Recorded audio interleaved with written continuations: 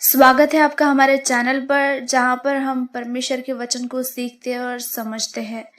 तो आप सभी को जय मसीह की। हम अपने चैनल पर जो है वो बहुत सी शिक्षाओं को ला रहे हैं, बहुत सी शिक्षाएं जो प्रभु के वचन के विषय हमें होनी ज़रूरी है और बहुत सी बातें हमें वचन द्वारा समझनी ज़रूरी है। तो इस चैनल पर हम वचन की शिक्षाओं को सुनते हैं और टीचिंग्स को लेते हैं यीशु मसीह के सामर्थ्य नाम में।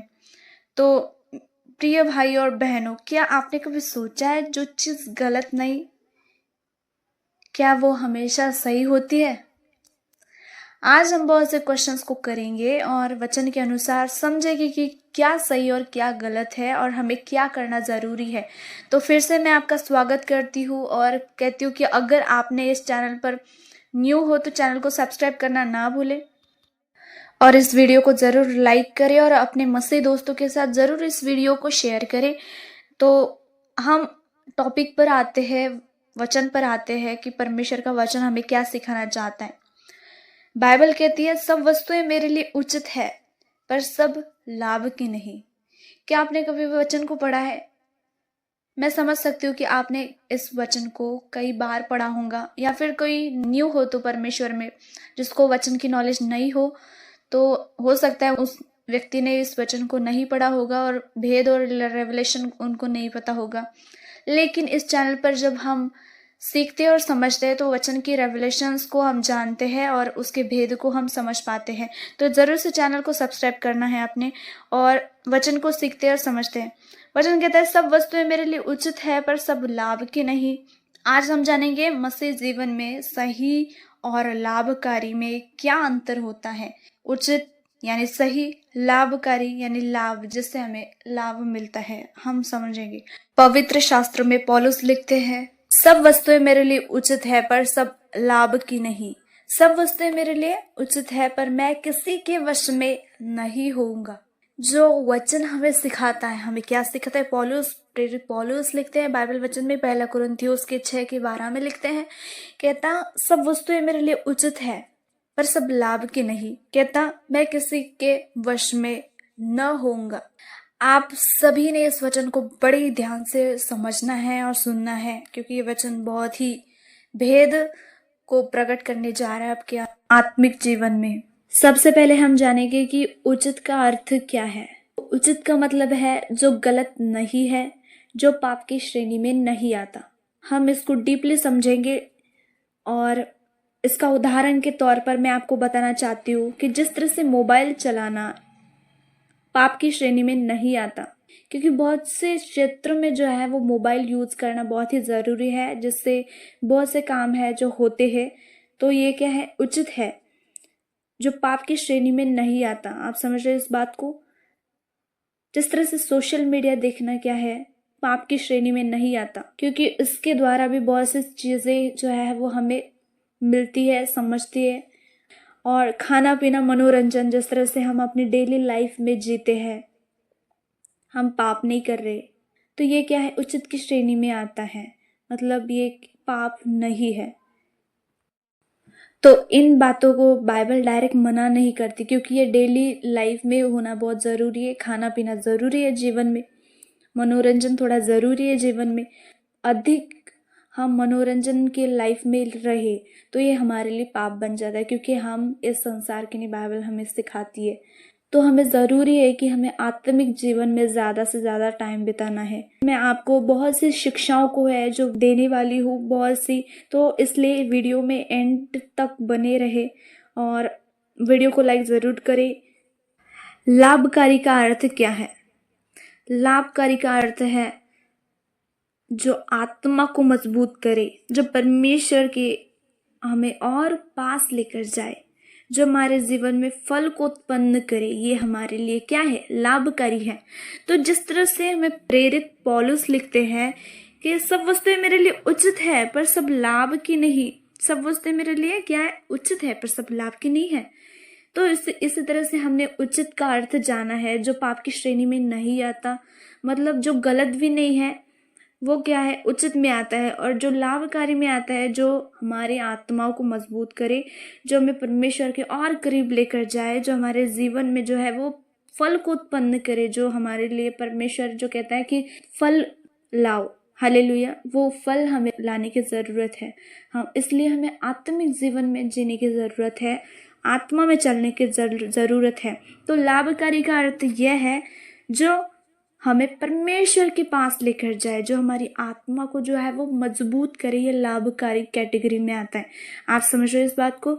मैं इस लाभकारी और इस उचित शब्द का अर्थ मैं आपको बाइबल के अनुसार बता रही हूँ, ना कि संसार के अनुसार। तो आपने ये समझना है, सब कुछ मेरे लिए उचित है पर सब कुछ उन्नति नहीं करता। आपको ये बात समझनी है। उचित है लेकिन सब बातें हमारे लिए जो है उचित है, लेकिन सब लाभकारी नहीं है, क्योंकि सब बातें जो है वो उन्नति उत्पन्न नहीं करती हमारे आत्मिक जीवन में, परमेश्वर के प्रति भूख उत्पन्न नहीं करती हमारे जीवन में। तो ये क्या है? लाभकारी नहीं है हमारे लिए। बाइबल कहती है सब कुछ मेरे लिए उचित है पर सब कुछ उन्नति नहीं करता। आपको ये बात समझनी है, बाइबल ये हमें सिखाती है। यानी कोई चीज गलत ना होते हुए भी हमारे आत्मिक जीवन के लिए बेकार भी हो सकती है। जैसे ज्यादा मीठा खाना गलत नहीं है, लेकिन शरीर के लिए लाभकारी भी नहीं है। आप जब ज्यादा ही मीठा खा लोगे तो क्या होगा? डायबिटीज हो जाएंगी आपको। आपके शरीर के लिए वो लाभकारी नहीं होगी, हानिकारक हो जाती है फिर।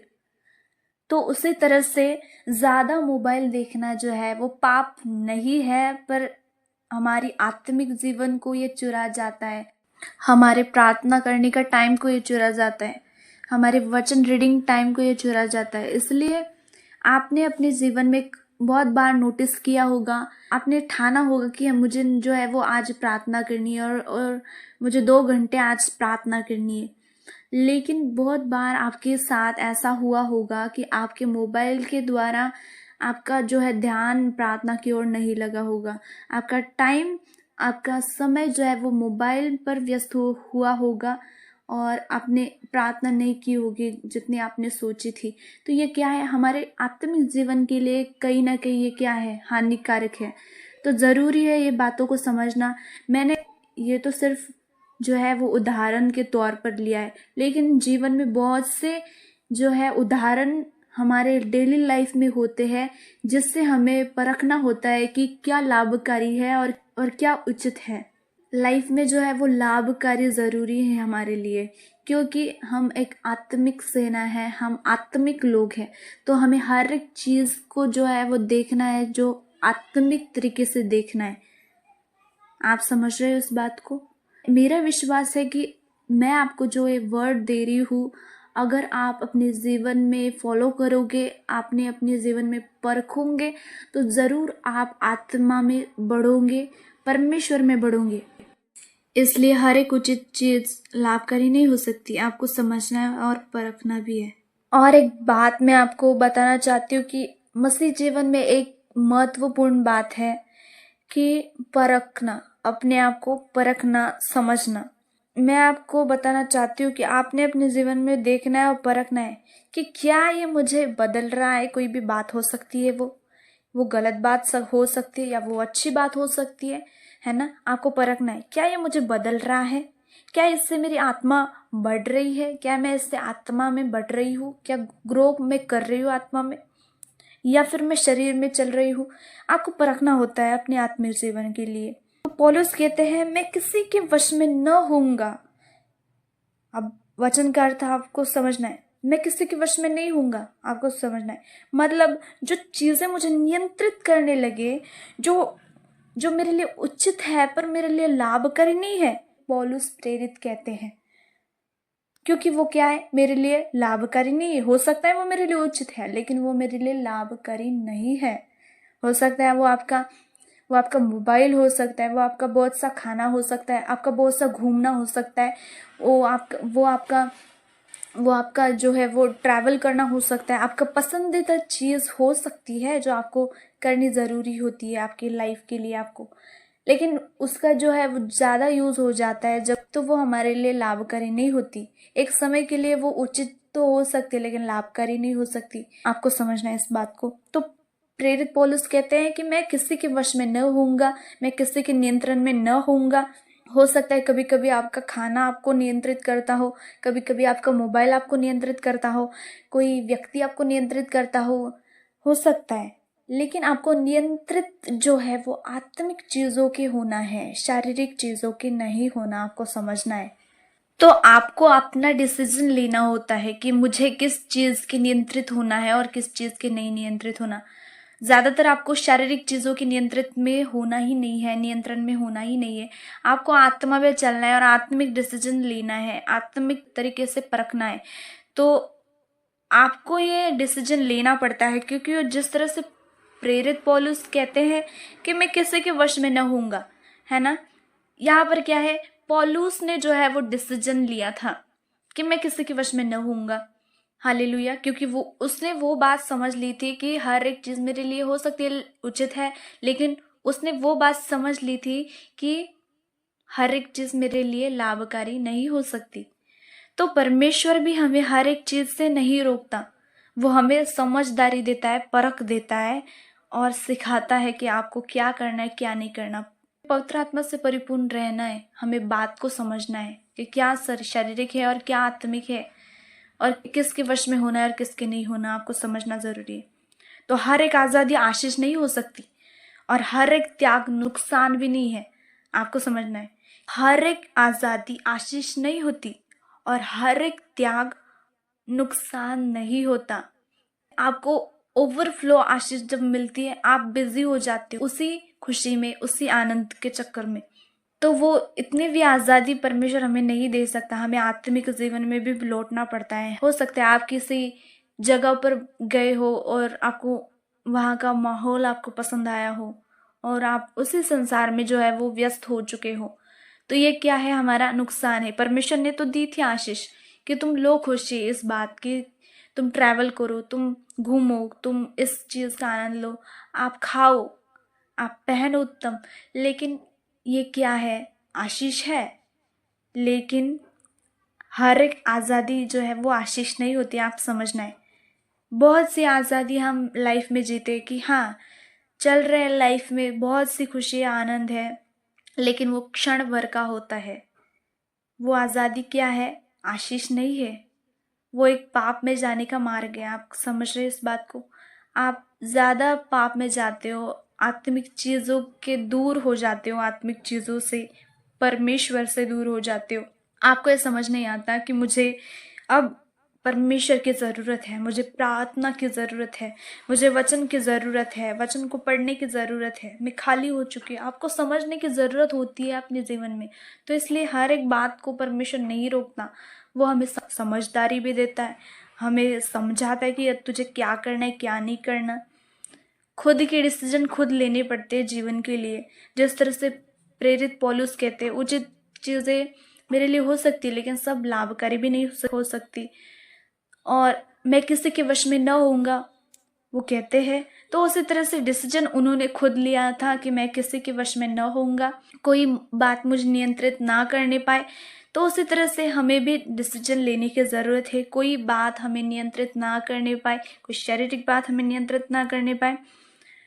तो जो कुछ सत्य है, जो कुछ आदरणीय है, उन्हीं बातों पर ध्यान लगाया करो।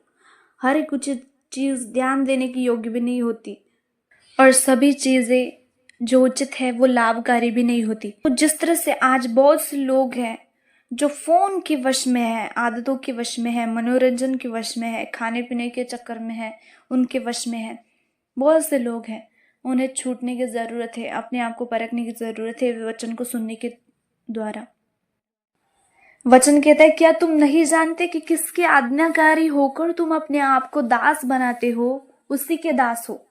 जो चीज हमें नियंत्रित करने लगे वह पाप बन जाती है। आपको समझना है इस बात को। जिस भी बात की आप नियंत्रण में हो ना, शारीरिक चीजों के, तो वो पाप बन जाती है, चाहे फिर वो अपने आप में पाप भी ना हो। पहला कुरिन्थियों 6 अध्याय जब हम पूरा पढ़ते हैं तो हमें पवित्रता पर जो है वो समझ में आता है कि पवित्रता पर बात की गई है। वचन कहते हैं, क्या तुम नहीं जानते कि तुम्हारा शरीर पवित्र आत्मा का मंदिर है। यदि शरीर मंदिर है तो हर उचित चीज जो है वो मंदिर में जाना सही नहीं है। उदाहरण के तौर पर हम समझते हैं कि जहर पीना पाप नहीं लिखा बाइबल में, आप समझ रहे, पर जीवन के लिए घातक है। उसी तरह से कुछ आदतें आत्मा को धीरे धीरे मार देती है आपके लिए। बहुत सी शारीरिक चीज़ें आपके आत्मिक लाइफ को मार देती है। तो ज़रूरी है हमें हमारे लाइफ को पवित्र और परमेश्वर को भावता हुआ अपने शरीर को देना ज़रूरी है और परमेश्वर के लिए जीवन समर्पित करना ज़रूरी है। अगर हम यीशु का उदाहरण ले तो एक समय पर यीशु मसीह ने अपने अधिकार को त्याग दिया था। जब आत्मा उसको जंगल में लेकर गया कि इब्लिस द्वारा उसकी परीक्षा हो, शैतान द्वारा उसकी परीक्षा हो, तो शैतान ने जो कहा था कि पत्थर को क्या रोटियां बन जाए, क्योंकि यीशु मसीह जो थे वो फास्टिंग में थे और शैतान उनके पास आया और कहा कि पत्थर को क्या रोटियां बन जाए। और आपको सभी को पता है कि परमेश्वर सामर्थ्य थे और वो हर एक काम को कर सकते थे, लेकिन उन्होंने वो नहीं किया। तो इससे हमें क्या समझ में आता है कि हर एक सही दिखने वाली चीज़ परमेश्वर की इच्छा से नहीं होती। हर एक सही दिखने वाली चीज़ परमेश्वर की इच्छा नहीं होती, आपको समझना है। तो आपको परख का आत्मा होना ज़रूरी है, समझना ज़रूरी है। और 3 आत्मिक प्रश्न अपने आप से आपने ज़रूर करने हैं हर समय। क्या ये परमेश्वर की महिमा को देता है? क्या ये काम परमेश्वर की महिमा करने वाला है? क्या इससे मेरी आत्मिक उन्नति होती है? क्या ये चीज़ मुझे बंधन में डाल सकती है? तो परखना ज़रूरी है अपने जीवन के लिए। अगर ये वचन आपके हृदय में स्पर्श किया हो तो इस वचन को ज़रूर से लाइक करें, वीडियो को सब्सक्राइब करें, चैनल को, और शेयर करें अपने मसीही दोस्तों के साथ। और इसी तरह की वीडियो को आपको अगर देखना है, चैनल को सब्सक्राइब करना ना भूलें। आत्मिक आपकी लाइफ में ग्रोथ आएंगी, आपके स्पिरिचुअल लाइफ में ग्रोथ आएंगी, आप आत्मा में बढ़ोगे, वचन के भेद और रेवलेशंस को आप समझोगे। तो इसलिए सब्सक्राइब करना ना भूलें। आप सभी को जय मसीह की।